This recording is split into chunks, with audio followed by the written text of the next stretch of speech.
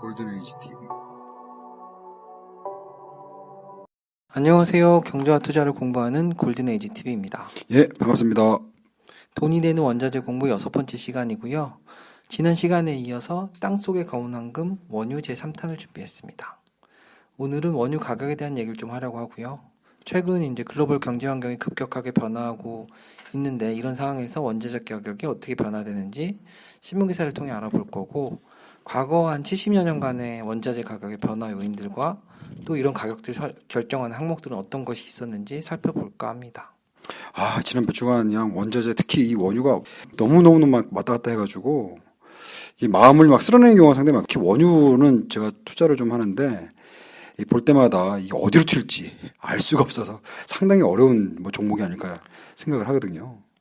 그렇죠. 뒤에서도 얘기는 할 건데, 물론 수요 공급 이런 걸로 결정이 되긴 하지만 또 주변 상황들, 지정학적인 상황들이라던가 이런 것들이 많이 또 반영이 되는 게 또 원유다 보니 가격에 대한 어떤 변화 포인트 잡는 게 쉽지는 않습니다. 네, 그런 것 같습니다. 처음 신문 기사를 좀 볼 건데요. 보시는 기사는 확산되는 침체 공포, 엔화 미 국채 돈 몰리고 원자재 값 급락이란 제목의 8월 5일자 서울경제 기사입니다. 제목만 봐도 미중 무역 전쟁 격화와 경기 둔화 우려로 침체가 예상이 되는데 안전자산에 돈이 몰리고 경기 상황을 반영하는 원자재는 급락하고 있다. 이런 내용일 것으로 보입니다. 달러와 가치가 하락하면서 안전자산으로 분류되는 엔화와 유로화의 강세를 보이고 있는데요. 최근 5일 도쿄 외환시장에서 엔화 가치는 전날 대비 0.63% 뛴 달러당 105.91엔의 거래가 되면서 약 7개월 만에 엔달러 환율 106엔 선이 무너지게 됩니다. 이 같은 엔화 강세로 또 일본 기업의 수출 실적이 낮아질 거라는 우려와 무역 갈등의 여파로 니케이 지수는 전날 대비 1.74% 등락한 2720.29로 장을 마감합니다. 여기에 엔화와 같이 대표 안전자산인 국채 가격도 금값도 역시 같이 치솟는데요. 미국 국채 수익률 같은 경우에는 10년 만기 0.079%포인트 하락한 연 1.767%에 거래되고 있다고 합니다. 역시 원자재 가격은 무역 분쟁에 따른 글로벌 경기 둔화 전망이 약세를 보이고 있는데요. 이날 서부 텍사스산 원유와 북해산 브렌트유 선물 가격은 각각 전 거래일 대비 1%의 낙폭을 보였고, 철강소 선물 가격 역시 싱가포르 거래소에서 전 거래일 대비 8.6% 급락한 가격에 거래됐다고 합니다. 그래서 2달 만에 100달러를 밑돌게 됐다. 이런 기사 내용입니다. 여기서 이제 우리가 좀 신경 써서 봐야 될 게 선물 가격이라는 거죠. 선물 가격. 그래서 향후에 이 원유를 우리가 살 때 그때 가격이기 때문에 이게 경제가 이렇게 막 혹시 문제가 되는 거 아니야? 그러면 나중에 가격을 더 비싸게 살 이유가 없잖아요. 그때 가서 가격이 떨어질 거고, 또 이 경제가 힘들다는 얘기는 뭔가 에너지를 덜 쓴다는 얘기니까. 이러다가 엘니뇨가 오든 추위가 엄청나게 온다 그러면 또 모르겠지만, 그렇지 않은 이상은 당장 원자재 가격이 좀 떨어지지 않을까, 특히 원유 가격이 많이 떨어지지 않을까라고 기대하는 것 같습니다. 이게 보통 이제 이런 가격들 자체가 나중에 이제 밝혀지긴 하겠지만, 주로 이제 경기 둔화, 이건 키워드가 항상 같이 따라 붙습니다. 경기 둔화가 예상되면 원유 가격은 떨어지고, 경기가 좀 화랑이 될 것 같다 그럼 원유 값이 먼저 오르는, 아까 말씀하신 선물에 먼저 반영이 되는 거죠. 그런 흐름을 좀 보이고 있습니다. 앞서 기사에서 경기 둔화 전망에 원유 값이 떨어진다고 말씀드린 것처럼 결국 수요가 줄어들고 그래서 가격은 떨어질 거다, 이런 얘기입니다. 2018년 데이터를 기준으로 원유의 수요와 공급 그리고 가격을 조금 더 알아보겠습니다. 국제에너지기구 IEA에서 발표하는 2018년 세계 석유 수요는 OECD와 POECD에서 모두 증가하면서 전년 대비 120만 배럴 증가한 9,900만 배럴 기록하게 됩니다. 그 이유는 일단 미, 중, 인도와 같이 아시아 국가의 경기 호조로 산업활동 증가가 예상되는데요. 그래서 이제 이렇게 수요는 늘어날 거다. 해외 주요 기관들도 2019년을 전망할 때 전년 대비 130만 또는 150만 배럴 범위에서 증가할 것으로 전망을 하고 있습니다. 수요는 앞으로 계속 오르지 않을까 싶고요. 그렇죠. 아무래도 개발도상국들이 계속 개발을 할 테니까요, 어쨌든. 밑에 거는 석유 공급입니다. 석유 공급은 오펙의 원유 생산 감소에도 불구하고 비오펙, 미국, 캐나다, 그 러시아까지 생산 확대가 되면서 전년 대비 250만 배럴 증가한 9,990만 배럴을 기록합니다. 오펙이나 러시아 등 비오펙 산유국들이 원유 가격이 떨어지면서 감산 기간을 이제 이들이 항상 동일한 양을 생산하는 게 아니고 가격에 따라서 감산을 결정하거든요. 근데 감산 기간을 2018년 12월까지 연장하도록 합니다. 그러면서 2018년 6월 전까지 감산하던 중에 2018년 6월 정례회의에서 감산 규모를 완화하면서 공급량이 조금 늘어났고요. 반면에 이제 캐나다의 비전통 원유인 오일샌드는 계속 늘어나고 있다고 합니다. 결국 수요는 증가하고 공급은 줄었고 3, 4분기부터 공급이 늘어나게 되는데 그러면 가격은 어떻게 됐는지 오른쪽 그래프를 보시겠습니다. 오른쪽 그래프 보시면 2018년만 보면 초반에 수요는 늘고 공급은 줄면서 가격은 쭉 상승을 합니다. 그런데 공급이 늘면서 또 가격은 주는 모양을 보이죠. 근데 상당히 등락폭은 또 큽니다. 일단 17년 말부터 18년 초까지 급등하게 되는데 원인은 이제 아까 말씀드린 오펙의 감산 결정, 석유 수요의 견고한 증가 외에 지정학적 요인으로 미국의 대이란 원유 수출 제재 복원에 따른 공급 차질 우려 등이 주요 원인으로 작용한 걸로 보이는데요. 결국 다양한 형태의 지정학적 불안은 또 석유 시장의 공급 과잉에도 불구하고 2018년 3분기까지 유가 상승의 주요한 원인으로 작동하는 걸로 보입니다. 2018년 하반기는 미국의 원유 생산의 급속한 증가와 감산 참여국들의 감산 완화 등으로 다시 공급 과잉으로 전환이 되는데요. 그래서 이제 가격은 또 떨어지게 됩니다. 여기에 또 미의 중간에 무역 분쟁도 있었고요. 경기 성장률 하락도 예상이 되고 석유 수요 증가세가 경제 성장률만큼 또 둔화될 수 있다는 우려도 커지면서 또 18년 말에 또 확 떨어지게 되는 모습을 보이게 됩니다. 이게 2019년에도 계속 연결이 되고 있는데요. 잘 보시면 이 수요하고 공급이 참 가격에 민감하게 반영을 된다는 걸 좀 보이실 수 있는데 이 원유라는 게 그러면 진짜 이렇게 막 어떻게 이렇게 실시간으로 공급하고 수요량을 알 수 있지? 이런 궁금증이 막 유발될 수도 있잖아요. 근데 그게 전 세계적으로 계속 이게 데이터를 수집하고 공유해주고 하는 기관들이 다 있는 것 같습니다. 그리고 실제로 거래가 이루어지는 곳이 몇 군데 안 돼요. 그러다 보니까 이 원유 그 가격 결정하는 게 생각보다는 이 많은 사람들이 참여해서 이렇게 결정된다기보다도 이렇게 공급자와 수요자가 딱 정해져 있어서 그들에 의해서 가격 변동이 좀 많고요. 여기서 우리가 조금 꼭 짚고 넘어가야 될 게 가격 변동이 많잖아요. 우리가 투자할 때 좀 유의를 하긴 해야 됩니다. 이게 요즘 WTI라든지 브렌트유에 직접적으로 투자하신 분들이 있는데 가격 변동이 좀만 심하다 보니까 그걸 따라서 투자하시는 분들도 있지만 또 한편으로 봐서는 잘 모르고 들어갔다가 저 같은 경우에 초반에 들어갈 때 그랬습니다. 이게 가격 변동이 이렇게 심한 줄 모르고 들어갔다가 참 초반에 많이 고생을 했었거든요. 그래서 그런 것도 미리 알고서 원유가 이렇게 움직이는구나라는 거 좀 알고 계셨으면 좋겠다 생각이 듭니다. 이게 되게 쏠림 현상이 심한 게 원자재인 것 같고요. 특히 원유는 심한 것 같아요. 그래서 조금 둔화될 것 같다라는 얘기가 있으면 또 바로 값이 떨어지고. 그러니까. 이게 선물 가격에 반영되다 보니까 전체적으로 이제 실물가까지 영향을 주게 되는 조금 경기가 좋아지거나 공급이 좀 줄어들 것 같다. 아니면 지정학적인 이유, 이란 제재가 더 심해져서 공급에 좀 차질이 생길 것 같다 하면 또 가격이 확 오르고 전쟁이 났다 이러면. 확 올랐다가 또 확 내려가는 맞아요. 이런 상황을 보이고 있습니다.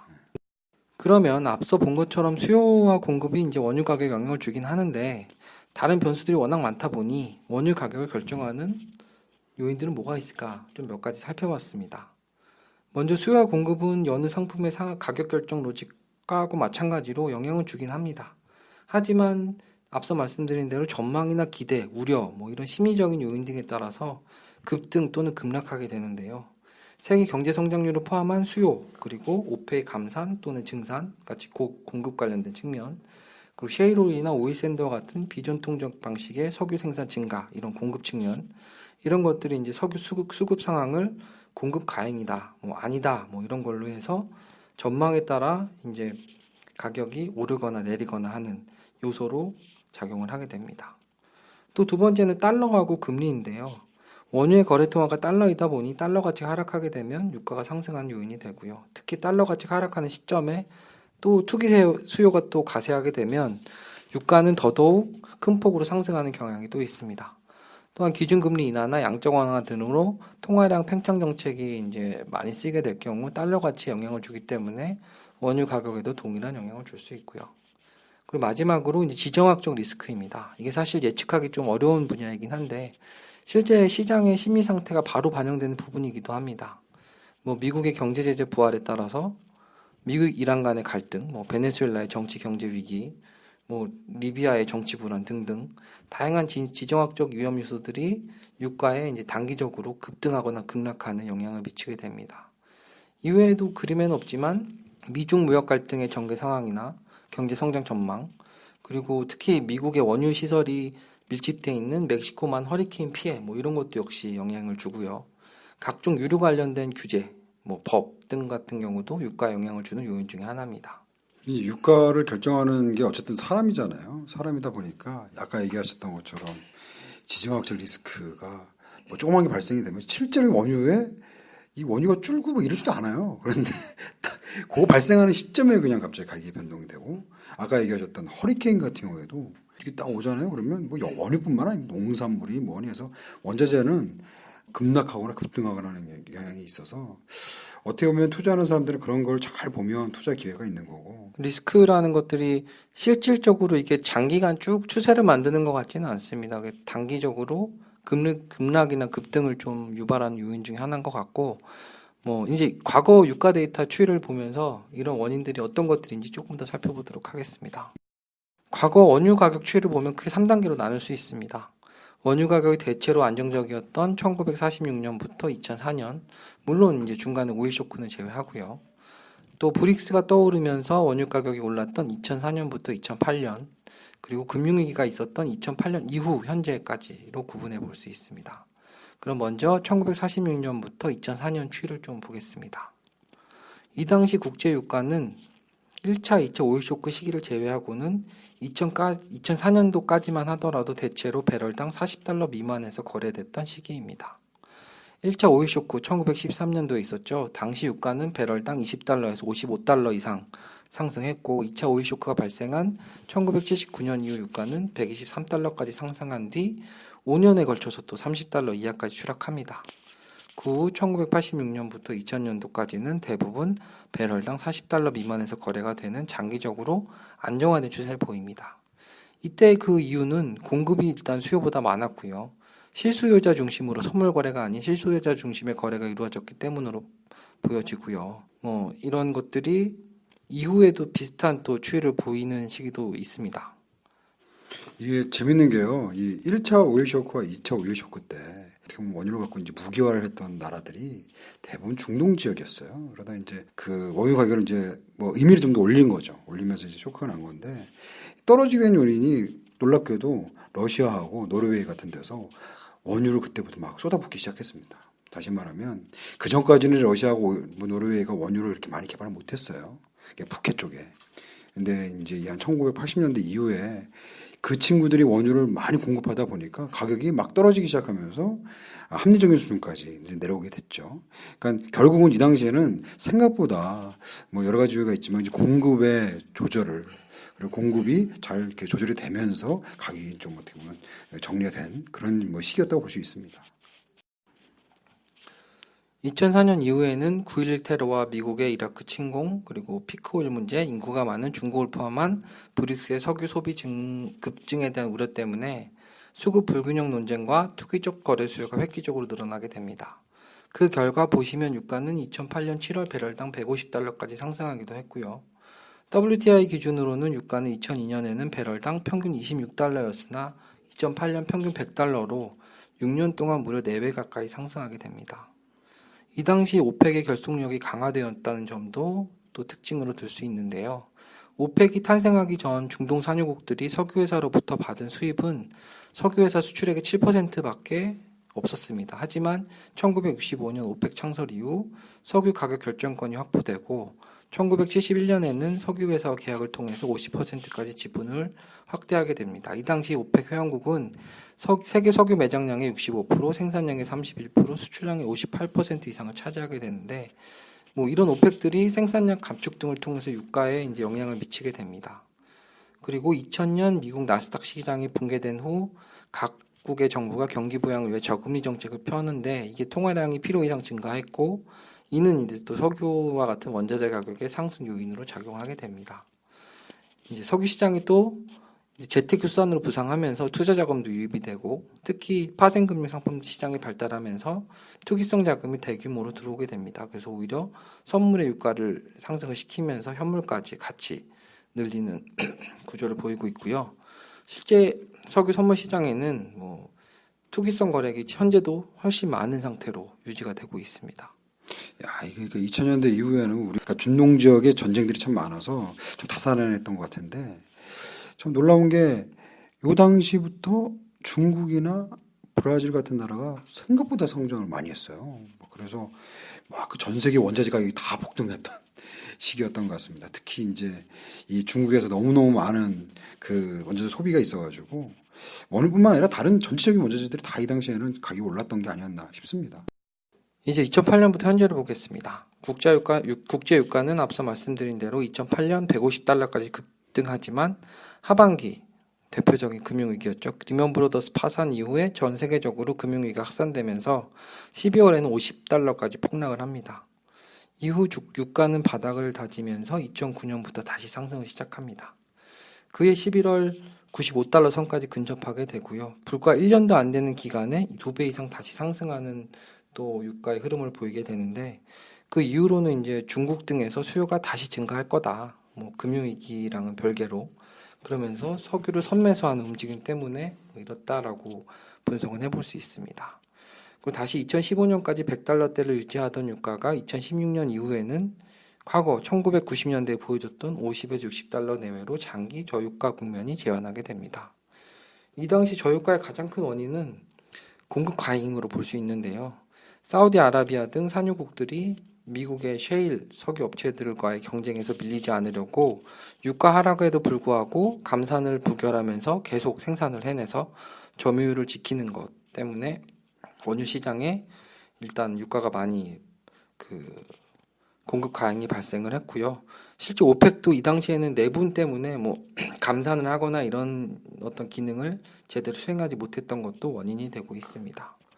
또한 또 수요 측면에서는 세계 에너지 소비국, 최대 에너지 소비국인 중국이 경기 둔화의 움직임을 보이는 가운데서 또 세계 4위 원유 매장 국가인 이란의 제재가 이 당시엔 또 해제가 됐거든요. 그러면서 원유 공급 과잉을 계속 만들어낸 것으로 판단됩니다. 또 미국 역시 이제 셰일 오일 포함해서 계속해서 생산량을 증가시키고 있는 현재 형태고요.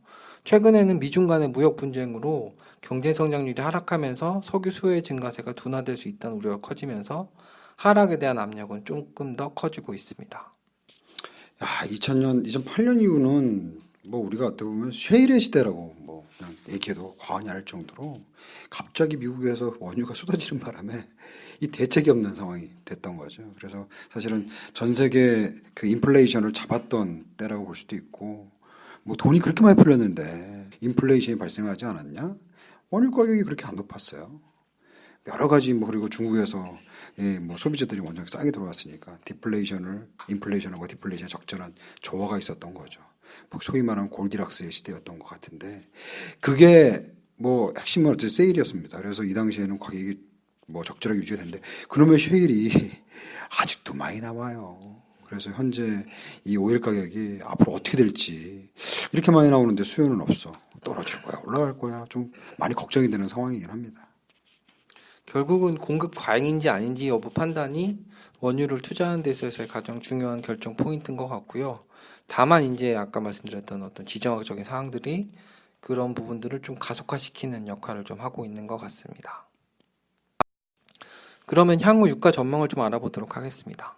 미국의 에너지 정보청인 EIA에 따르면 서부 텍사스산 원유 기준 평균 유가는 글로벌 석유 수요 둔화와 미국의 생산량 증가세 지속 등으로 전년 대비 더 하락할 것으로 전망을 했는데요. 하지만 오펙의 감산 그리고 미국의 베네수엘라, 이란 제재가 다시 시작되면서 일부 공급 차질이 발생해서 큰 폭의 하락은 아닐 것으로 예측을 하고 있습니다. 보시는 것처럼 올해 말 WTI 유가는 전년 대비 배럴당 5.48달러 낮아진 59.58달러인데요. 20년의 전망치는 올해 대비 3.42달러 높은 63달러가 될 것으로 전망을 했습니다. 일단 올해보다는 약간 올라가겠지만 큰 폭으로 오를 리는 없을 거다라는 예상이고요. 또 글로벌 시장조사 기관인 IHS의 조사 결과에 따르면 세계 경기 둔화 영향으로 2019년 석유 수요의 증가율이 최근 5년 내 최저 수준으로 낮아질 전망이 있다고 합니다. 그리고 2020년도 역시 수요가 늘어나진 않을 것이다 라는 전망이 많은 편입니다. 오일 가격이 가장 문제가 되는 게 셰일 업체들 채산성이잖아요. 근데 지금 계속 나오는 얘기가 미국에 있는 셰일 업체들 채산성의 마지노선이 한 50불 정도라고 합니다.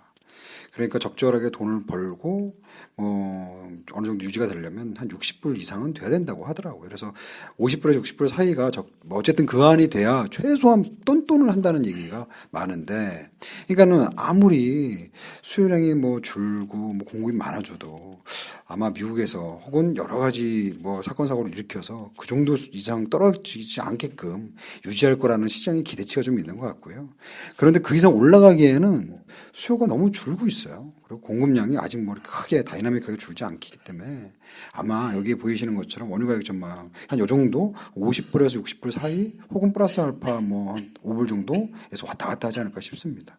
근데 이런 시장일 경우에 사실은 그 시장이 만약 이렇게만 움직여준다면 개인 투자자 입장에서는 좀 이렇게 밴드 안에서 왔다 갔다 하면서 치고 빠지기 전략을 할 수는 있거든요. 근데 이게 상당히 쉽지 않은 전략입니다. 그래서 원유 가격을 그리고 전망하기도 상당히 어렵고요. 그래서 이렇게 흘러간다는 것만 좀 알아보고 다른 원자재 혹은 다른 거하고 엮어서 우리가 원유 가격이 변경되거나 혹은 원유 가격이 이렇게 유지가 된다면 어떤 일이 있을지, 또 어떤 데 투자하면 좋을지 이런 것도 같이 좀 파악해 보는 게 아마 투자하는 사람들한테는 되게 좋은 어프로치가 아닐까, 접근 방법이 아닐까 하는 생각을 하게 됩니다. 그래 보시면 단기적으로는 이제 급등이 반복되는 양상이긴 한데, 전반적으로 큰 흐름은 어쨌든 수요가 증가하는 만큼 공급의 어떤 변화 요인에 따라서 같이 움직이는 모양은 보이거든요, 사실. 그래서 이런 것들은 이제 경기 흐름, 전체적으로 경기 전망에 대한 것들을 보시고 이게 원유가 어느 정도 공급 과잉인지 아닌지에 대한 판단이 되면 단기적으로는 이제 떨어지거나 오를 수 있더라도 장기적인 추세는 어느 정도 따라갈 수 있지 않을까 생각이 듭니다. 오늘은 원유 가격 결정한 요인들을 몇 가지 알아봤고요. 또 과거 유가 흐름 속에서 가격의 등락, 그리고 그 원인을 좀 추정해 봤습니다.